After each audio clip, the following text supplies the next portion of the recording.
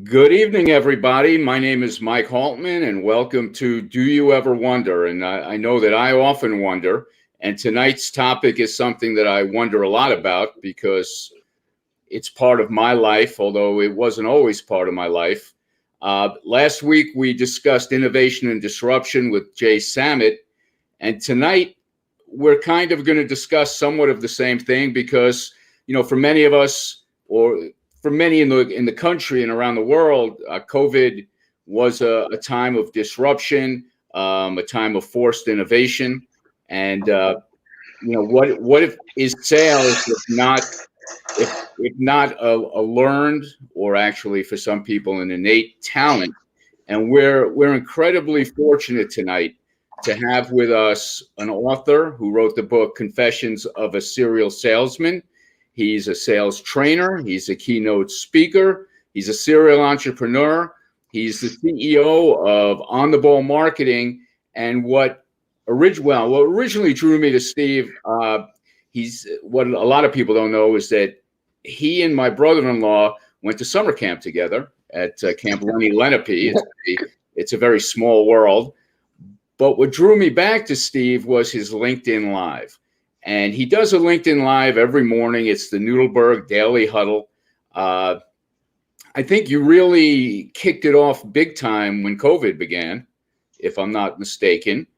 And he's driven it to a point where every morning he has in the neighborhood of 25,000 viewers.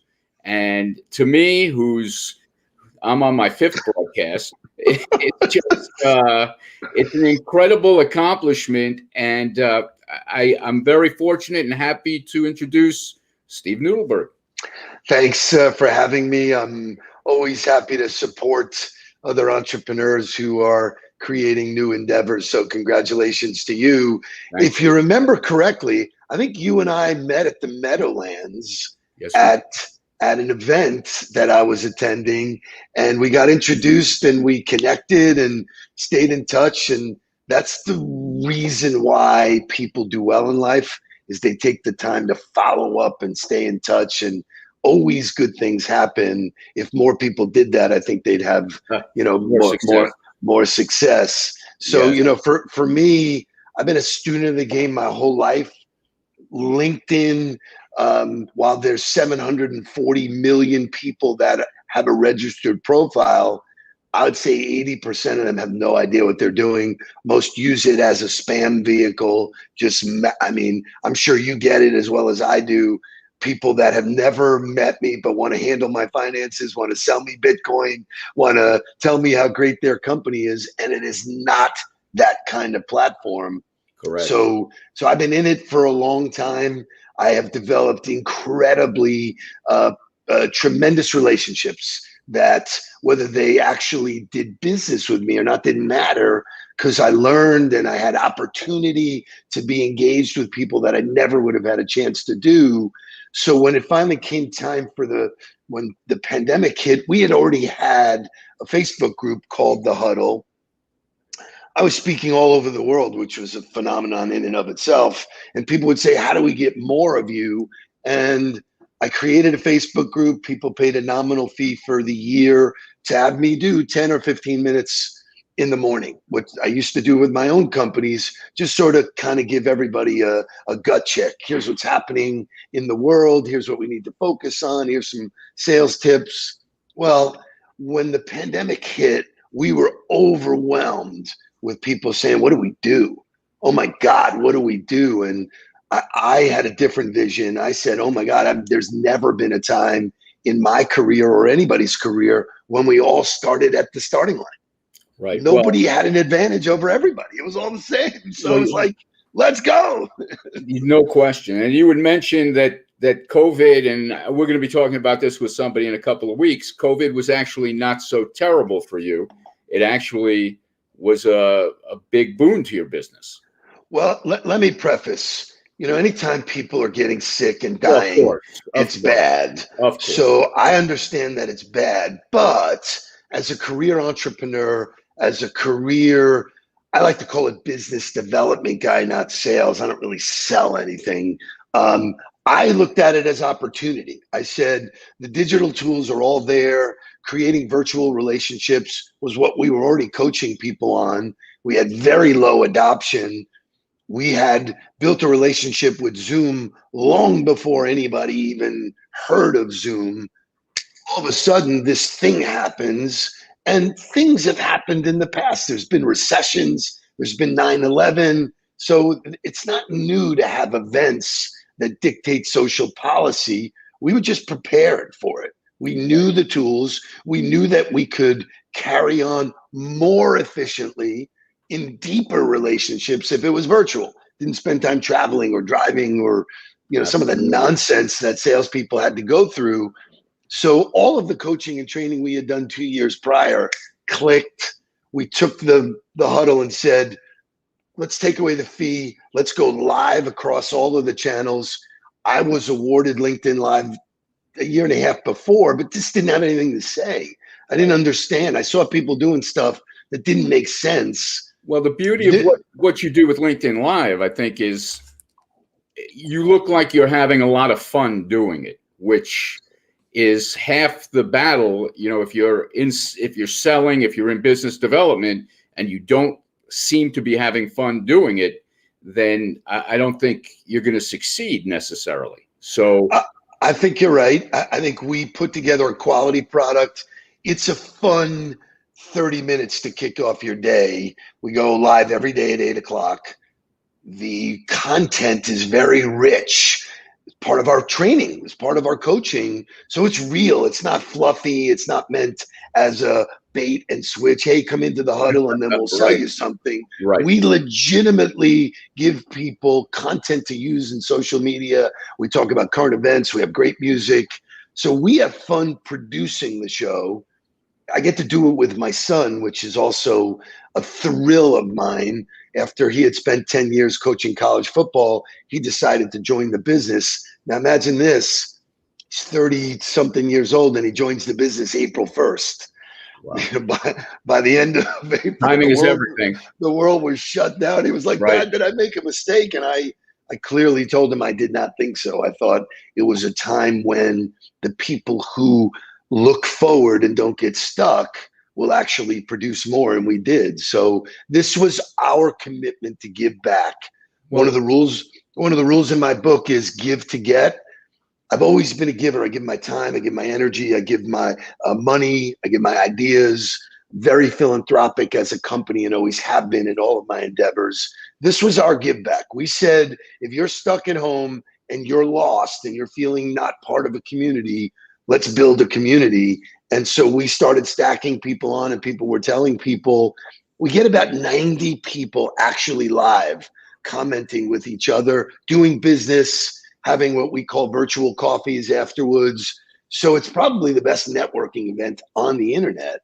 Well, and I don't say that because it's mine. I say that because it's real. It's happening. Well, you talk about networking, and at some point, I'd like to get into some of your 27 rules of engagement. But one of your rules is you say that there's one letter difference between networking and not working.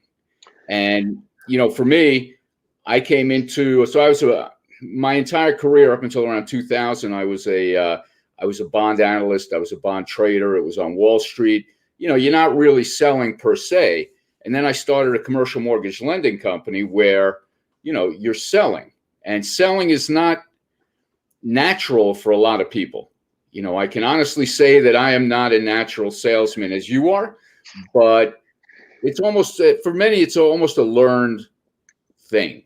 How to be open, how to be honest, how to be transparent. But, for you, it was more of a natural personality. So I highly, highly disagree. And I'll tell you why. Sure. I think the word sales, which by the way is derived from a Scandinavian word, which means to serve. Okay. Somewhere along the line, sales management and sales leadership said, we don't care if it's good for the client. Let's just jam it, sell it, do it, more of it. And so greed took over and they stopped taking care of people, stopped serving people. And so you were uncomfortable in that environment. I don't blame you. There were some guys who said, I don't really give a shit.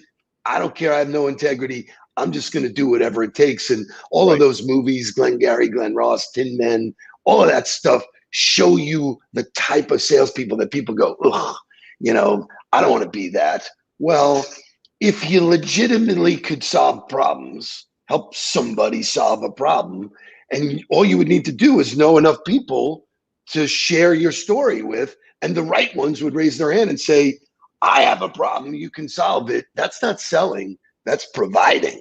Well, And you know my what? company's never sold anything. Well, it's interesting. So what I've learned in the first 10 minutes, you have a distinct distaste for the word sales, and I'm going to try not, and I'm going to try not to use it anymore. And I know you would prefer business development, and Yeah. I don't disagree. I mean, I don't sell people either. I provide what I am and what I do and how I do it and the product I provide, and that's how I develop my business. So your point is very well taken. We're not selling things. We're providing a value.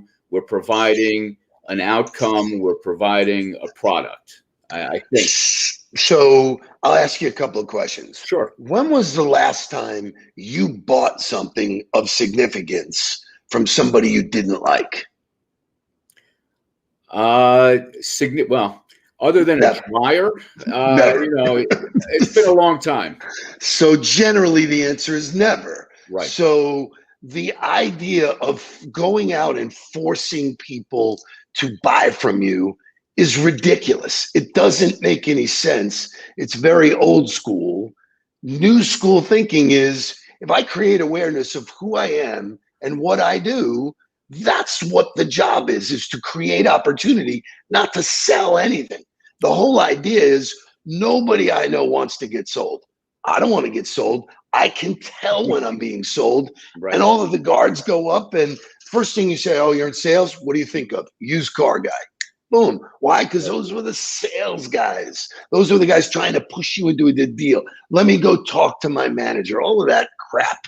This shouldn't be hard to have integrity, shouldn't hard to be honest. If you go out every day, and this is the math we use, and you make 5 friends. If I said to you, if I hired you, and you're new to my company, I said, I want you to go out and make 5 friends today. Could you do that? Yeah, I could do that, especially now with the tools. It's really easy. So if you did 5 friends a day, that'd be 25 a week, 100 a month, 300 a quarter, 1,200 in a year. You make 1,200 friends in a year, trust me, no matter what you're selling, you'd be great at it. Right. Because you're building an audience of people who know you, like you, and trust you. But no, management hires salespeople and go, get out and sell this now. That's you cannot win at that game. It's very funny you said know, like, trust, because I was president of a networking group. And I mean, that's the sales funnel. That's the business development funnel. Right. Which is, people, and I get to the bottom of the funnel, and it's, you're not going to trust your most precious commodity, which is either a connection or something else with someone who you don't have a trust relationship with. So, it's funny. That's a funny thing. It's critical. So I've been fortunate. I've done it in 3 or 4 different categories. I'm involved in an investment fund where we're investing in other companies based in Ireland, of all places. But we look for companies who are relationship drivers, not transaction drivers. Right. Wall Street Journal just came out with a report this week that Bank of America and their Merrill Lynch brand has now banned cold calling from their training. Really? Banned it. You can Google the article. Why? Because it doesn't work. You annoy people. There's still people defending cold calling with the idea that my job is to interrupt your day to talk to you about what I want to sell you. It's ludicrous. It's absolutely ludicrous. So I've used this analogy. You and I are standing in line at Starbucks. You're talking about, are you a Met fan? Yeah. What's you're a Met fan? I remember that. Okay. Yeah. You start talking about the Mets. Would I jump? I'm standing right behind you. Would I jump in and start talking about, hey, you want to talk about sales training? Or would I talk about the Mets? I'm a Met fan. I'm a Met Jet fan. Couldn't be any more miserable to be a Met Jet fan. Yeah, no, I'm the But same. Although I have the Knicks and the Rangers too. right, so good. So we have that in common. We could talk about that all day long. And somewhere after that, I'll earn permission, or you'll ask me, hey, Steve, what do you do? What do you do to make a living? How can we work together? Boy, you're a cool guy. That's reverse of everything we've been taught in the sales universe. So I taught my companies early on, go out and create awareness. We didn't have the tools to do it like we do now. Now you use LinkedIn, Instagram, Facebook. You can make friends every day, stack their networks on top of yours. And life has never been easier to be in sales. Hence why our coaching programs work so well, because we teach people it's fundamental. Right. So now, have you ever done traditional networking? Sure. The BNIs, that type of organized group. So when I built my cell phone company early on in my career, I did all of the chambers of commerce. I did anywhere where I could go and meet people and, shake hands. I did that. I wanted to be visible in a way that I don't need to do that anymore because I can do it through other channels. But even back then, the amount of people that I met that were not genuine and authentic was nauseating. So for me, success was walk into a room, pick 3 people that I knew based on their body language, how they were dressed, how people were addressing them. 3 people I wanted to meet. I walk up to them and say, I noticed you in the room. People are paying attention to you. I'm paying attention to you. I just want to introduce myself and say hello and walk away. And they would go, whoa, whoa, whoa, whoa, whoa, come back. What? Who? Right. What? Who are you? What are you, Oh, I'm Steve. Tell them about me, not about my company. Well, I want to learn more about you. All right, yeah, let's grab a cup of coffee. And so three times every event I did, we used to teach people how to network a room.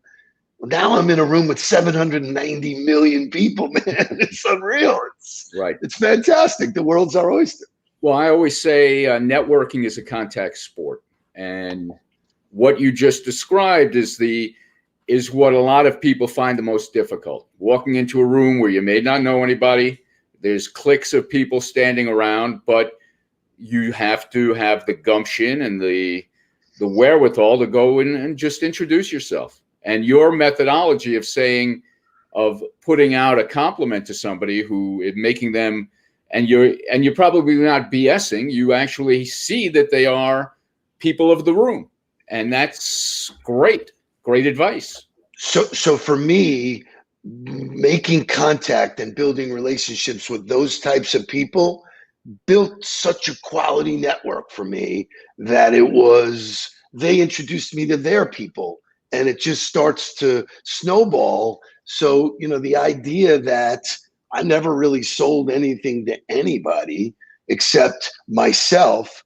One of the things I started doing, and I wrote about it in the book, is people would walk up to someone and go, hey, how are you? How are you is an invitation for someone to take what's not good with them and dump it on you. Oh, my boss, my house, my business, blah, blah, blah, blah.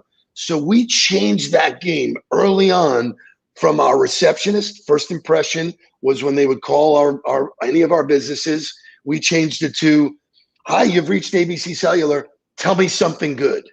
Even if a client was pissed off, well, they had to tell you something good. Well, I guess, now can I speak to the service department? You ask anybody that today, they'll stumble for a second, but whatever they tell you will be the most important piece of information you can get from them. And I write about it in the book, about the amount of people that I would say, hey, tell me something good. And they would go, my son just finished his 2nd year at MIT. My daughter just got married. My wife just graduated and did this, or we just came from a great vacation. Whatever was important to them became important to me because I asked. So what you describe is what I often say to people around me, that you have one mouth and two ears. So you're more of a listener than a talker. So I either ask them, tell me something good, which is listening, or I ask them, hey, Mike, what's your story? You know, I've never met anybody in my entire life or career that didn't have a story and wasn't willing to tell it. So Right. if you let people tell their story, they tell you where they're from, they tell you what they do for a living, they tell you what's going on in their lives, all the things you need to know in order to build a relationship, and you find that piece to connect genuinely and authentically, and you make friends.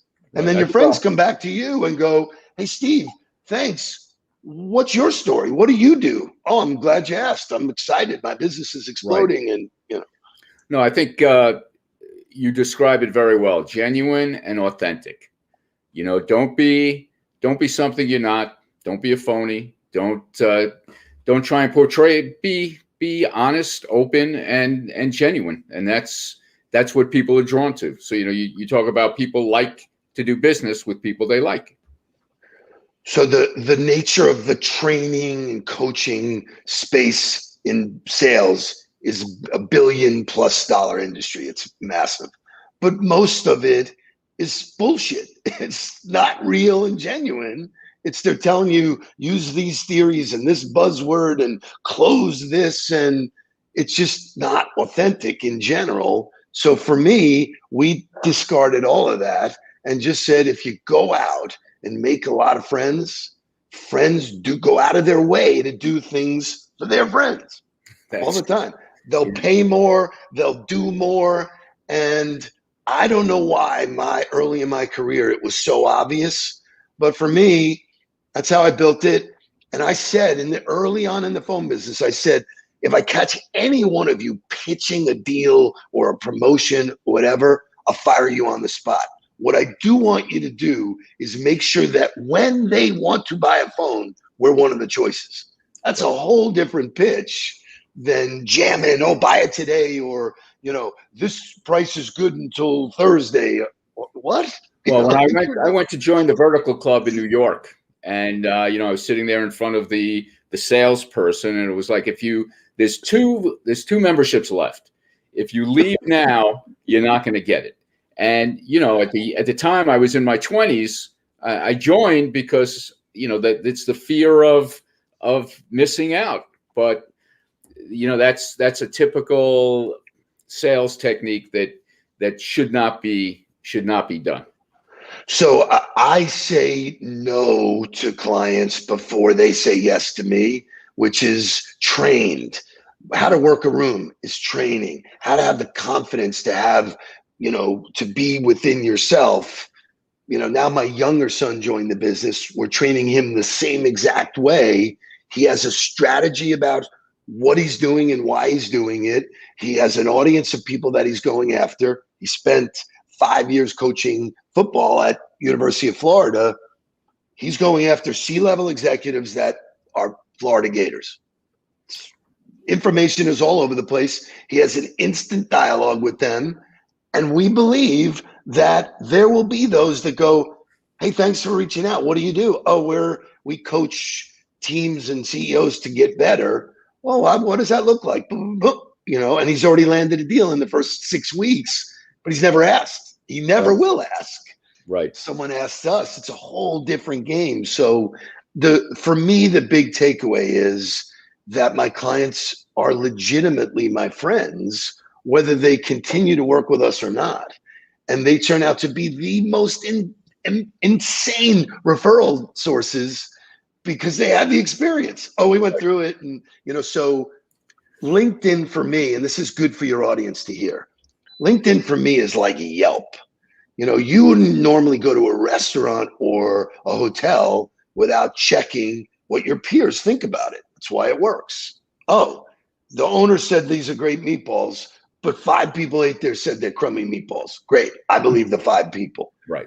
Salespeople are programmed to tell you how great they are. We are the best solution. We can do this. We never have a problem. It's fantastic. I tell people, do not listen to me. Go to my LinkedIn page, go to the bottom, look at all the recommendations of the C-level executives that we work with. who took the time to comment about the work that we did. If You know, that doesn't sell you, then I'm not a fit for you. It's okay. Good. you know what? It's I'm a believer of being not only top of mind, but in the value of a testimonial. So, on Google business pages, depending on your business, people are going to find you on Google sometimes. And it's important that when they do find you on Google, that there are testimonials about the kind of work that you do. And how many businesses, you talk about business development, how many business developers don't necessarily ask for a referral? If someone's happy with the work that you do, or a referral or a testimonial, it's all very valuable. As you said, it's leveraging the good work that you do. So we are very process based. As you might imagine, both of my boys became football coaches, which is all process. They could have told you 6 months from now what they were doing on the practice field and why and what the results were. And, so they have great feedback loops. Most sales teams don't. Nobody's watching what they do or how they do it. So, when we get into an organization, we make it very simple, not a lot of steps. Here's what we do. We do it every single day, disciplined and consistency. We manage behavior, not outcomes. Look at the greatest athletes in the world. They manage behavior, what they eat, what they drink, what they sleep, who's giving them information. Boom, the product on the field changes. It's the same in life. If you want to be great in life, you got to have a process, because the world is throwing you so much shit every day that if you don't have a helmet on, man, you're going to get smashed. It's right. hard. So whether you have a checklist of things you do every morning, or you just do it because you know what you do, process is definitely very important. And, So I'm a fan of writing it down. The brain is a very small muscle. Get things out of your brain, write them down, journal, stuff that's not novel. But my 27 rules, people ask me like, wow, man, you've been successful in a couple of different careers. Like, that's pretty impressive. It's okay, you did it once, but I've done it a couple of times. Now, I've failed a zillion times too. Nobody talks about your failures. I've learned a lot from my failures. But the thing that kept me sane, the thing that kept me moving forward, was my daily processes. And that's what the book is. The book is, I wake up every day at 3 o'clock in the morning, regardless of when I go to bed. It's the number one question when I'm speaking on stage. Well, if you go to bed, what time do you go to bed? I go to bed when I'm tired, but I wake up every day at 3 o'clock in the morning. Why? Because most people get up at 6. I outwork them 3 hours every day.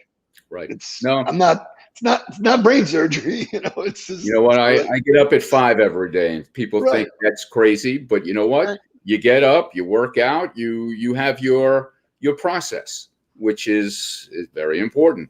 So let me ask you a question, because we didn't have a chance to get to any of your rules of engagement, except for networking is one letter away from not working. But I'm curious about, in business development, the importance of branding. I know the importance of being top of mind, but creating a brand, is it important for every business? Is it important for just certain kinds of business? How critical is that? So the world has shifted from people buying brands to people buying people who are brands. And I'll give you an example. I have a banker that I've been with for 15 years. She's been with 3 or 4 different logos. I could care less if she left tomorrow and went to another bank. I bought her. She's the one I know. She's the one I trust. She's the one I like. So very similar to this, in a commoditized world, the only point of differentiation, I shouldn't say the only, the most significant point of differentiation is you. And if you could brand you, or more to the point, share who you are more than what you do, that's what people buy. So people use LinkedIn to tell me their rates are better, or this is what's going on in the business. Nobody cares. Tell me about you. Who are you? What do you do? Who do you do it with? Why do you do it? And the more you do that, you inform your audience. That's a person I'd like to know and do business with. Oh, and they work for that logo. I mean, we do very little, almost no marketing for On the Ball. Just don't have to. All of us as individuals are the breadcrumbs that lead people to On the Ball. Right. Well, I think, to finish up, so things like LinkedIn Live is the opportunity. I don't talk about my business on LinkedIn Live. I try and talk about things that are me, but also things that can be of a value add to other people. And I think, whether it's social media, whatever it is you're doing, you have to provide value. You have to let people inside to know a little bit about who you are. And that's very important. And, all I can say is the half hour went very quickly. You've provided snippets of great value to people who are listening and to people who listen on YouTube. And I cannot thank you enough for joining with me. And I hope that at some point in the future, maybe you'll come back again. It would be my pleasure. This is what relationships are about. People do good things for people they know, like, and trust. And you made a good impression on me when we met. And all you got to do is ask, and that's the fruit of life. So I'm happy to help you. If you need more specific dialogue about what you're doing, just ask. We'll be glad to give you pointers of what worked for us and what didn't. But you're already doing something. You're taking your time, bringing on your network and sharing it with your audience. That's a start. You're giving, not taking. Well, thank you very much. Steve Nudelberg, you've been great. And anyone who is interested, Confessions of a Serial Salesman, I'm sure you can find it on Amazon. And Steve, oh yeah. And Steve's, his URL is down at the bottom, scrolling across. So listen, you take care and you be well and good luck. Enjoy business with your sons. Thank you, sir. Great. You have a great night. Thank you, everybody. Bye-bye.